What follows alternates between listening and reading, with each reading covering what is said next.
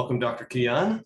Thank you for joining us from Hammond, Indiana. You'll be good morning. On the line here with Greg Hummel, our vice chairman. I think you know each other already. Absolutely.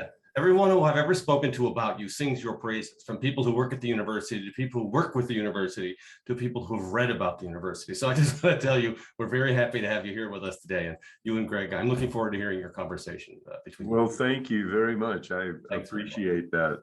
I'm turning it over to Greg.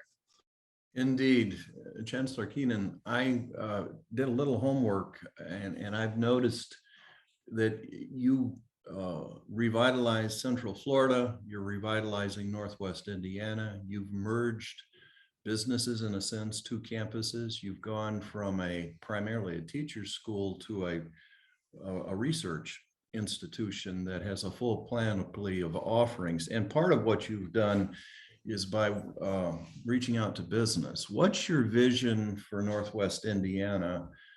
And then how does that tie to the broader region? Well, as you know, Northwest Indiana, I think, is at a critical point in terms of where do we go from here? We've had an extraordinarily solid base with steel, no pun intended. And BP has been a strong asset to us as well. Beyond that, more recently, we're seeing a lot of distribution centers come. And, it makes sense for us to have distribution centers because we're in the center of the nation. And with our proximity to Chicago and with the rail, as well as highway access that we have, that has been a historical factor for us, economically speaking. But now I think it's time for us to start to think of ways in which we can enrich the economic economic environment so that we can bring in some new ideas, some new industry, and some new opportunity. There's great opportunity for our graduates in the health areas, but once you get beyond the health areas, the choices become a bit slim. And that's not only true for just our graduates. Of course, in our geographic area, we have many children who end up downstate at West Lafayette or Bloomington. And unfortunately, they don't have opportunities to come back. So, I really think the future for us is to try to tap into and direct ourselves toward newer industries and industries that are not part of our history. Yeah, and the question then is the means to that end. I know there are towns in Indiana, which aren't necessarily household names, that have deep expertise in orthodontics, for example, and they've partnered with the Illinois Medical Campus. And in that sense, we've crossed boundaries. And then there are other examples beyond that, architectural excellence in terms of certain communities that have a legacy like that. There's so much that Indiana can teach the region. For starters, just fiscal responsibility and the credit rating that Indiana has. And then your university in Lafayette and also in the campuses that you oversee, greatest engineering school in the world, some would argue. And so how do we knit together, we skate to where that hockey puck is going? What are some of the bets that need to be made in industry sectors? And I'm aware of the tech and transit corridor that we're trying to work on together between South Bend and downtown Chicago. And there's that huge fiber optic load potential in that corridor. What would that open up to the region? And by that, I mean the mega region. What are some of your musings on those topics? Well, clearly, the existing fiber under I-90 is a great asset to us. I think that people aren't really truly as aware of that asset as they should be. But more importantly, as part of the double tracking project, there's a clear indication that we're going to lay additional fiber, and it's that redundancy that I think is important. So not only will we have I-90 from Illinois to Ohio, but from Chicago to South Bend, we'll have redundancy. And having that redundancy then really provides a different asset that we can sell to those companies that find this to be an important part of their need to settle someplace in the United States. Without that redundancy, they don't have the assurance, should anything happen to one stream. So with the redundancy, we provide this asset that will exist and will be attractive to a number of types of companies. From my perspective, and I appreciated your introduction, I've been trying to develop Purdue Northwest into a applied research university. We're not going to duplicate what's happening in West Lafayette, nor could we. Right. However, we do have the capability of having applied doctoral programs. And my observation is that, a geographic area that doesn't have a quality university is not going to be able to attract new businesses, new industries without it. So as you look around the country, you can look, of course, at major universities like West Lafayette or Texas Austin, and you can see mega economic infrastructures growing and developing and being in high demand. However, if you look a little bit differently, then you can look at a university like Grand Valley. And Grand Valley is the type of university that I would like us to be. That is a university that's really the center of activity in that geographic area and does a lot of applied research. So Grand Rapids is one of the fastest economic growing areas of Michigan. And frankly, I think it's in part because it has Grand Valley. So what I want to do and what I've been doing with the manufacturers and businesses of Northwest Indiana is develop some concepts that can make our university a magnet. One of great value.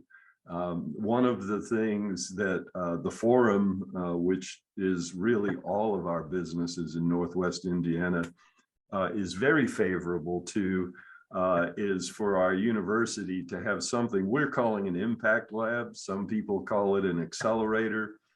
We're calling it an impact lab because we don't want to deal just with startups and new businesses, although we will.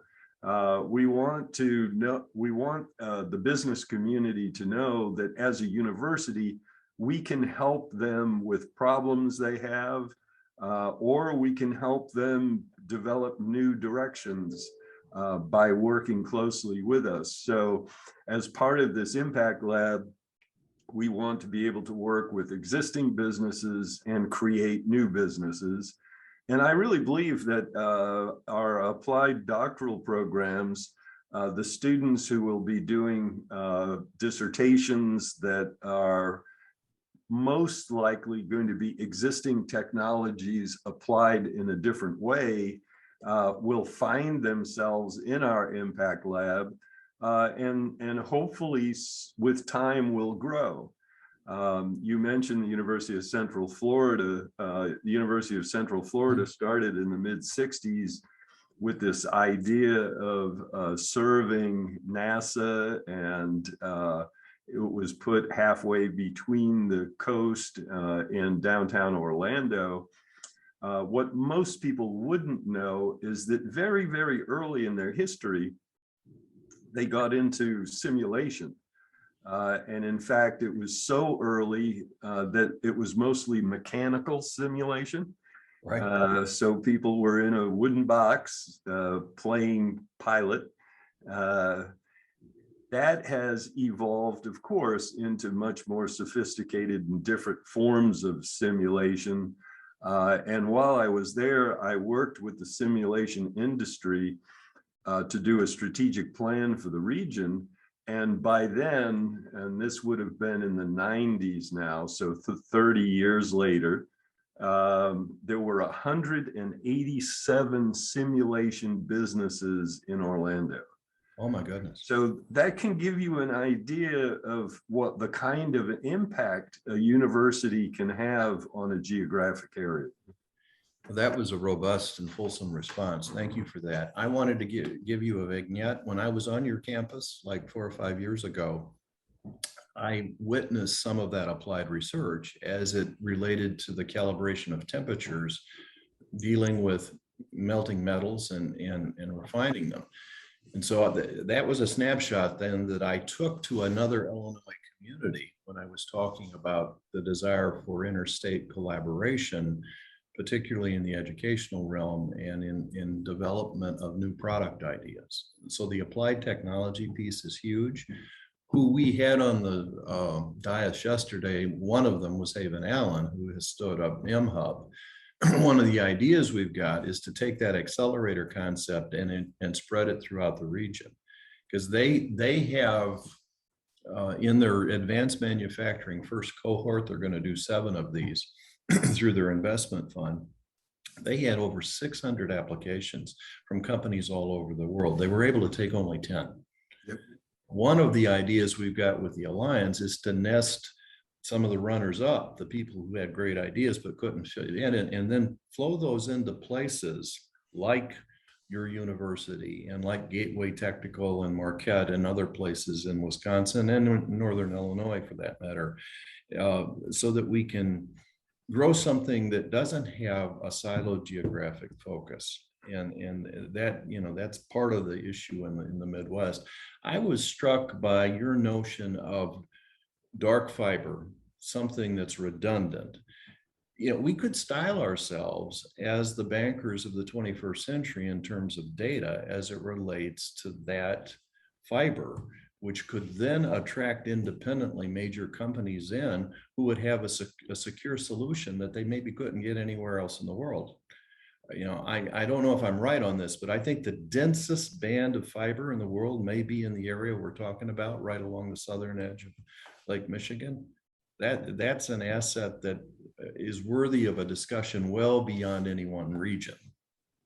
No, absolutely. And so, there's 2 pieces to what you've talked about, but both pieces center on something that I talk a lot about, which is, our proximity to Chicago makes us tremendously valuable.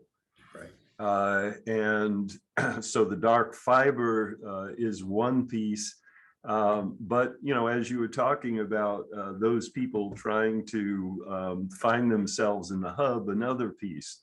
I think some people in my position might not want the second tier or third tier. However, as part of my strategy, our intention is to do exactly what you're talking about. So we know that in West Lafayette, there are lots and lots of opportunities and a lot of people desiring to have an opportunity. So my plan will be, once our Impact Lab is up and running, to have somebody regularly visiting West Lafayette to pick up those that West Lafayette doesn't want. It's like fundraising. If somebody can't give you 1 or 2 million, then West Lafayette doesn't want you, but I'll take you. So there are ways to compete with these massive producers, and an analogy I like to use all the time is, you can look at the footprint of an elephant, and when you do, it can make you feel like there's no opportunity for me. But if you look closely, there's some mud up between the toes. And I don't mind living off the mud up between the toes, because, there are great opportunities everywhere. Indeed, indeed. I had mentioned in my remarks with Governor Thompson that I have waded through that hard infrastructure bill. And one of the things, as a lawyer who spent a lot of time in public and project finance, I'm often struck by how the siloing occurs, not only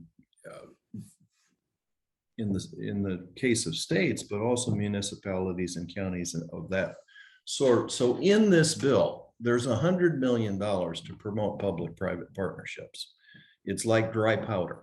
And then there's also it's easy to get the debt if you know how to do it, with TIFIA and WIFIA and other programs that were started with the FAST Act back in the 2015, largely transportation related.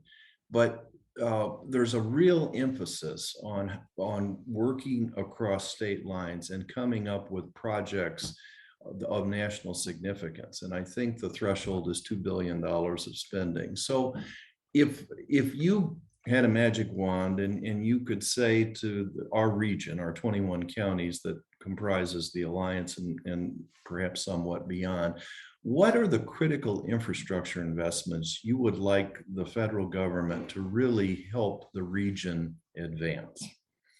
Well, there are all types of infrastructure needs everywhere. You can probably start any place in the country with something as simple as bridges. Right. But clearly we need to do more with railroad. I heard the governor talk about high-speed rail. I think having rail that's available and connected is a first step. High speed would be wonderful sometime. But if you are in China and you're using high-speed rail, one of the things that you quickly understand is that the cities are much further apart in China, and there's nothing in between. They love density, and when they have density, they do it in an amazing fashion.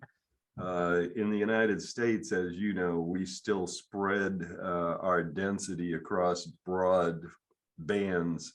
And so my initial thought is to, make sure that those broad bands can move people.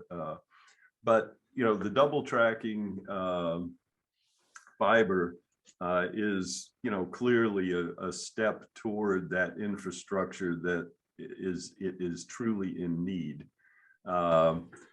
Once we get beyond that, I really think, and we have a group of individuals working on this now, pulling together all of the assets that we have from downtown Chicago to South Bend, and weighing those out to see where we have the best matches.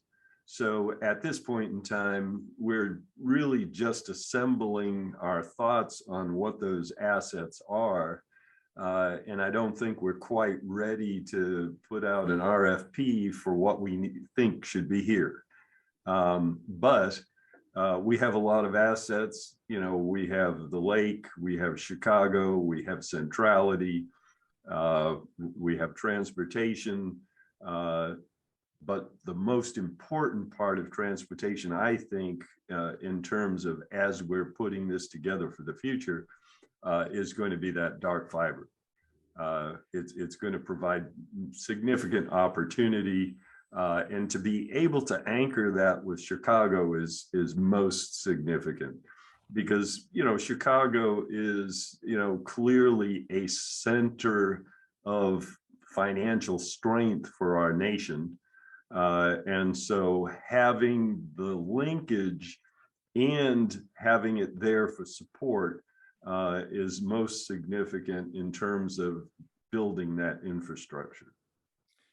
And also 2 national labs and Oh, yes. and 2 world-class private universities who are interested in some of the subject matter that you're talking about, quantum computing and things of that sort. I studied, I want, if I could, I'd like to come to some areas of excellence for Indiana, broadly speaking. I studied the Ohio River Bridges transaction, and that was led by Indiana because of their public-private partnership expertise.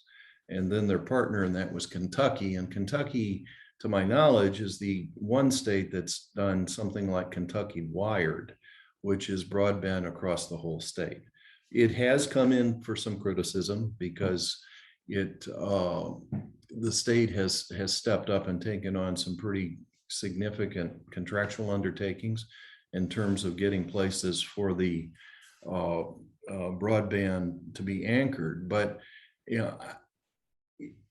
talk to us a little bit about the Indianapolis State House connection in Northwest Indiana and state resources flowing to your region and then beyond, and how that might work with federal connections. Because I noted in your background, I didn't know the story about the simulators, but you got a lot of federal grants, and you did it seem, I suspect you did it by coming up with creative ways to spend those monies that other people hadn't thought about. So hold forth a little bit on those topics in terms of the way, Indiana has a lot going for it, maybe not as well recognized broadly as it should be in terms of some of these creative approaches to infrastructure.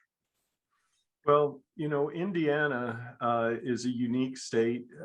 In some ways, it's similar to Illinois, and in some ways, it's quite different. The big difference clearly is that the state of Indiana tends to be more rural than Illinois. Now, when I say that, I think if you look at landmass, that may not be true. But, we don't have a 6 million population city. We have Indianapolis, and then our next largest geographic area in the state is Northwest Indiana. And then pretty much after that, it becomes rural quickly. So, as you talk about something like broadband, one of the things that we must do in the state is try to think about ways in which we can take care of our rural communities, because our rural communities have such a significant influence in Indianapolis on our legislation. So clearly we must make that happen with whatever we do. We do need to be thinking about, how do we get a stronger north-south dark fiber linkage as well. What we're doing clearly well across I-90, but then as you move toward the south, where there's some significant importance, and when I say that, I'm primarily talking about West Lafayette, IUPUI, and then Bloomington, having that fiber option move in that direction could be extraordinarily significant as well. And it's a place that I think, we could do a lot more. In terms of the work on the federal side, one of the things that our university is very proud of right now is what we're doing in the area of cybersecurity. And we've been able to bring in some very, very significant grants from the federal government recently in the area of cybersecurity. So again, as we mature as a university, we have the opportunity of being flexible enough to get into an area that's important to Northwest Indiana, that's important to Chicago, and that's important to the whole state.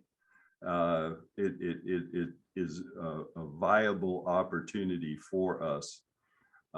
And as you say, we're always looking for public-private partnerships.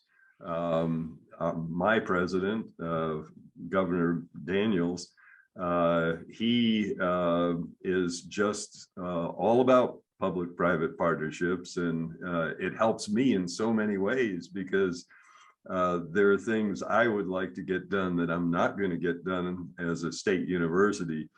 But having the support and the encouragement to work with public-private partnerships has been a real blessing for us. I'm in the midst of writing an article on that subject, and one of the poster child, frankly, is even though the Indiana Toll Road asset sale did not turn out the best for the first private company in, that toll road still operates. What struck me about it, and the contrast with the Chicago parking meters deal, is really pretty dramatic. Large sums of money, both north of $1 billion. The Indiana monies were all invested in infrastructure in a thoughtful way. And I'm going to tie that to your comment about more dark fiber in a moment.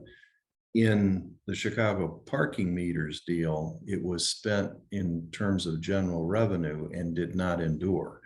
And so the use of those funds, and President Daniels was all about that. He's the person who studied it for 2 years before he sold the asset, and then he used that funding in a creative way. So here's the idea. There is a new owner of that toll road, and I believe it's a large infrastructure fund. And the possibility of a concerted effort to lay fiber into I-65 could be valuable, and there will be broadband significantly on offer with the hard infrastructure bill. And it could then be a way to create an information highway that goes north and south, not just east and west. So I suppose that might fall in the category of stay tuned. Maybe we can do something more with that in the, as an aftermath. We're getting close to our appointed hour, but not quite. I've been doing a lot of the questioning. Are there things that are on your mind that are, you think, independently worth raising with our audience? And also, the Alliance is about to embark upon a strategic planning effort. And are there things that you would ask us to consider as part of that effort that would be in just your sage counsel in light of what you're doing in Northwest Indiana? But it's an open-ended request in terms of some guidance from you. Well, I appreciate the opportunity. One of the things that I try to push frequently on our campus and in Northwest Indiana is that as we get involved and engaged with more planning for the future, absolutely what we must do is forget history. And take a very, very open view of even things that are historical data. Mm-hmm. So I'll give you one of my favorite examples. Oftentimes, as different industries or different types of companies might want to come to Northwest Indiana, if historically they start looking at the labor pool or labor availability, they can frequently say, that labor isn't available there. However, if you take a different view on this, it's sort of if you build it, they will come. If you look at the significant number of young people in Northwest Indiana that are our best and our brightest, often go downstate to study, or they go downstate because it's a specific area that's not available that we have. That's that group I told you earlier that don't come back because there's nowhere to go. Mm-hmm. So, I think, and this is a human element, not just Northwest Indiana. We tend to get stuck in history and not think about what we can be or what we should be. I grew up in the Boston area, and before I was born, the textile industry started to leave. So by the time I was a teenager, the textile mills were empty. But fortunately, some were starting to fill up with new technology companies that were emerging. The closest one to my house was Digital Equipment. They were making micro computers, which means it only took half a building. Now it sits on your phone. But my point of this is that the people of New England were not saying, gee, we have all these textile people, what are we going to do with them? They started thinking about what are the new industries to come and how can we take the large number of higher ed institutions that we have and gear them up to be able to prepare and have the supply of people that are needed. So, I just want everybody thinking forward to not look at limitations, because some of those limitations truly don't have to exist. Amen to that. I was at MIT's labs, and they told me the story how they reinvented an industrial corridor and put in those buildings what you just precisely talked about. So adaptive reuse, that was in connection with an Urban Land Institute meeting. Something more recent, former Governor Raimondo, now Commerce Secretary Raimondo, is going to be at the Chicago Economic Club, I think next week or within 2 weeks, in Rhode Island.